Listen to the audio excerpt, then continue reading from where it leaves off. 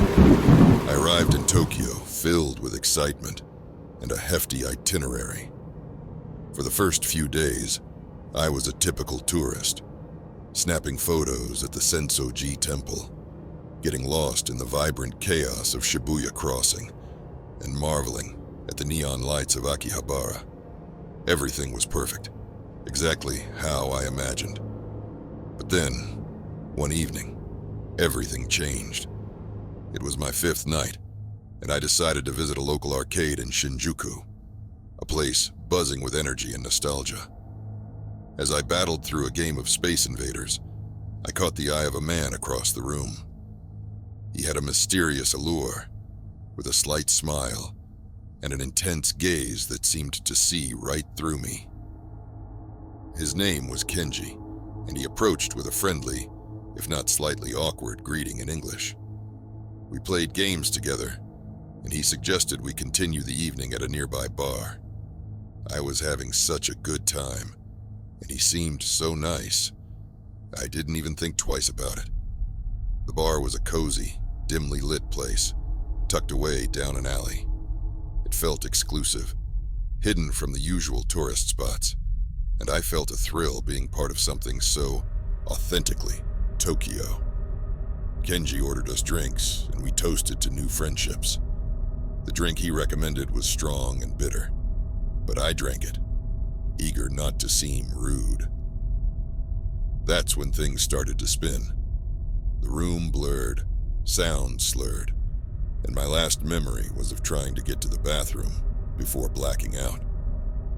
I woke up freezing and in pain, submerged in a bathtub full of ice in a dingy, decrepit motel room. Panic set in as I noticed the stitches and dried blood on my side. It hit me like a ton of bricks. I'd been drugged, and my kidney was stolen. I was now part of the dark underbelly of Tokyo I hadn't even known existed. Barely able to move, I found my phone and dialed for emergency services, my hands shaking violently. The wait for the ambulance was agonizing, each minute stretching on forever. In the hospital, a doctor explained that I was the victim of an organ harvesting ring. Apparently, they target tourists because they are less likely to be missed immediately. I was in shock. How could this happen in one of the safest cities in the world? The doctor also informed me that the conditions where the surgery was performed were horrendous, which led to a severe infection in my body. The recovery was slow, painful, and draped in the shadow of what had been done to me. The local police took my statement, but their nonchalant attitude suggested that catching these criminals was a low priority. "It happens," one detective said, almost dismissively. I felt abandoned and helpless, thousands of miles from home. As I lay in my hospital bed, the reality of my situation sank in. I was alone, violated, and scared.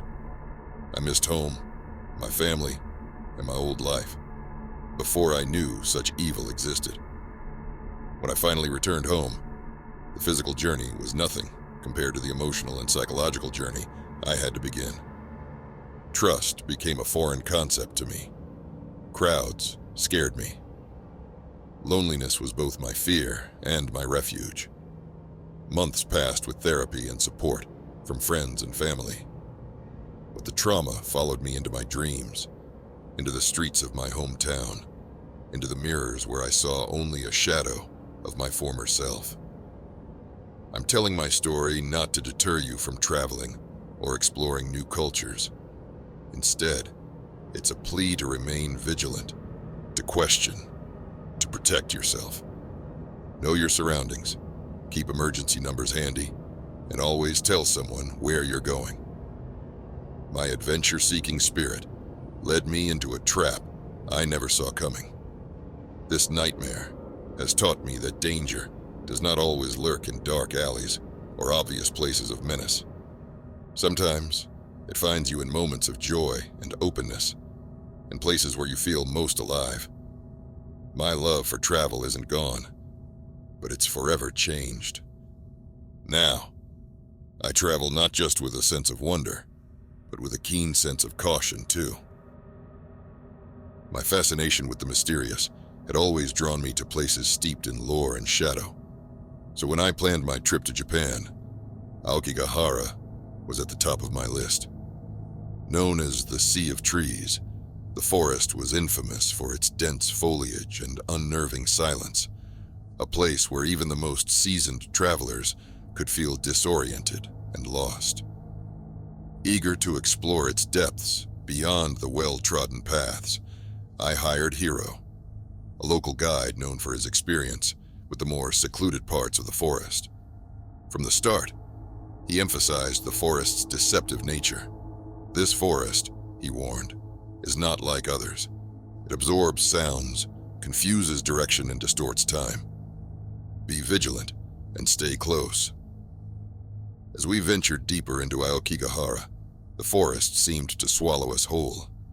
The canopy was so thick that little sunlight pierced through, casting everything in a perpetual dusk. Hiro told stories of spirits that wandered, unable to find peace, his voice barely a whisper against the backdrop of the oppressive forest silence.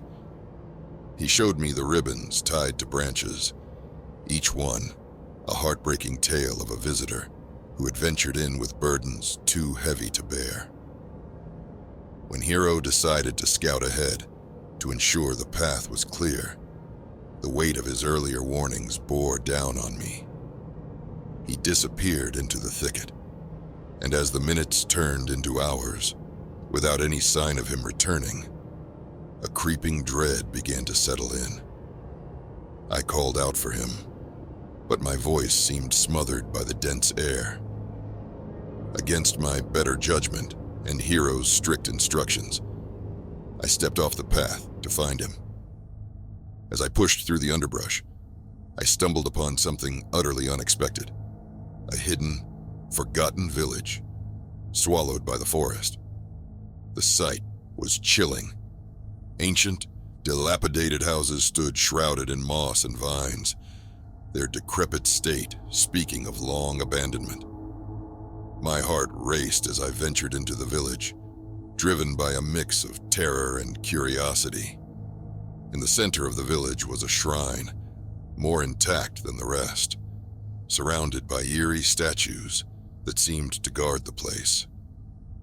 Inside, the shrine was not empty, but filled with signs of recent, though clearly desperate, human activity.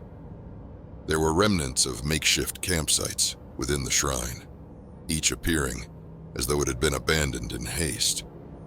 The air inside was cold, and a stifling sense of despair hung heavily around me.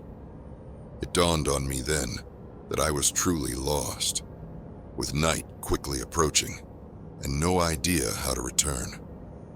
With Hiro still missing and no other option visible, I decided to spend the night in the shrine, amidst the eerie remnants of those who had come before me.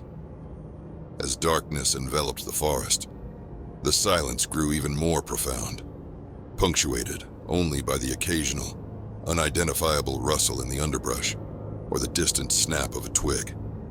Every small sound seemed amplified in the still air, sending spikes of fear through my heart. I couldn't shake the feeling of being watched, of eyes lurking just beyond the veil of darkness. The night was a torturous stretch of time, filled with the terror of the unknown and the all-too-real horrors of the forest. Every shadow seemed to move. Every whisper of wind sounded like a voice. I lay there, wide-eyed, clutching a stick I had found, jumping at every sound. The forest felt alive, aware, and not welcoming to intruders. By the time dawn finally broke, I was a mixture of relief and fear, exhausted yet desperate to escape the oppressive grip of Aokigahara. I ventured out of the shrine, determined to find a way back to civilization. After what felt like hours of wandering, I was found by a search party, alerted by Hiro, who had eventually found his way back to the trail and raised the alarm. Back in the safety of my hotel room, the experience left me profoundly shaken. Hiro and I had walked into a place that was more than just a forest. It was a labyrinth of despair and loneliness, a place where the line between reality and nightmare blurred frightfully. The true horror of Aokigahara wasn't just in its legends or the spirits said to roam its depths. It was in the absolute silence, the disorientation, the palpable sense of despair, and the realization that some places on Earth, once entered, strive to keep you with them forever. My journey into the forest was supposed to be an adventure, a tale to tell, but it became a stark reminder of how quickly beauty can turn to terror, and how easily one can find themselves hopelessly lost in the shadows. Moving into a new apartment on the outskirts of Tokyo seemed like the perfect escape from the city's relentless pace.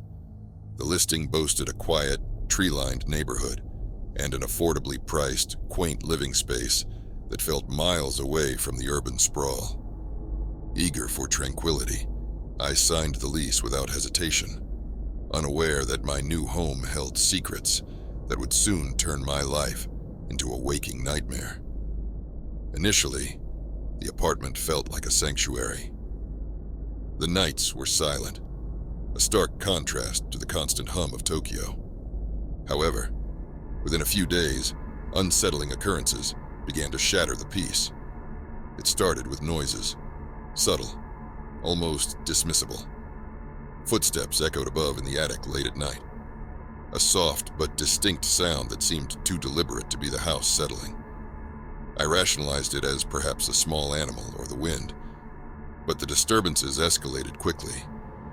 Each night, the footsteps grew louder, more confident, accompanied by the sound of objects being moved with intention. I would lie in bed, frozen with fear, listening to the sounds directly above my head, wondering if the ceiling would reveal whatever horror it hid. Determined to find some rational explanation, I ventured into the attic during the day. The small space was dusty and filled with old boxes, but nothing amiss. Yet, each visit left me with an uneasy feeling, as if I was being watched. The daylight bravery faded with the sunset, and each night, the activity resumed with increased fervor. Things around the house began to subtly change. I'd find books and ornaments slightly askew, not how I'd left them. Food from the fridge started disappearing, and once, a chilling discovery. A knife from my kitchen drawer was found placed under the bathroom sink. Each incident chipped away at my sense of security, leaving me paranoid and sleep-deprived. Driven by a mix of terror and desperation, I scoured the internet for any mention of similar incidents connected to my apartment.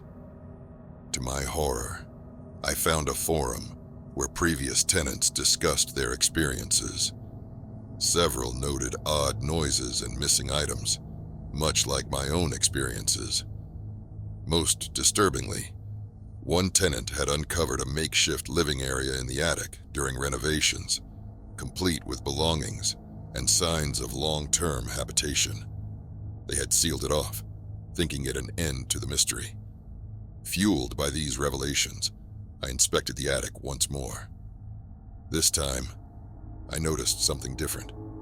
A faint outline of what looked like a door in the far wall, cleverly concealed.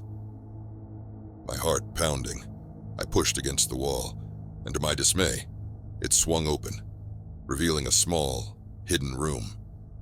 Inside, there was a crude bed, old food containers, and a stack of photographs. The photos were of me, taken from angles that could only have been achieved from inside the apartment. Before I could fully process the violation of my privacy, I heard a noise behind me. Turning around, I faced a man, emaciated, with hollow eyes and a desperate look. It was clear he had been living in the attic, silently cohabiting my apartment. He muttered something unintelligible and dashed past me, disappearing into the shadows of the attic. I called the police in a panic. They arrived quickly and searched the premises, but the man was gone. Their investigation revealed he had been living there for months, possibly longer, moving through hidden passages in the walls, watching and waiting. They found journals he'd written, filled with delusions and observations about his apartment and his roommate, me. The realization that I had been living with a stranger, a ghost in my own home, was too much to bear.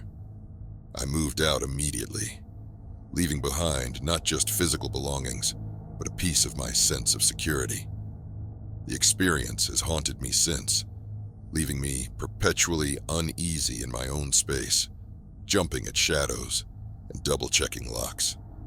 I share this story as a cautionary tale, a grim reminder of the unseen dangers that can lurk in the seemingly most secure places.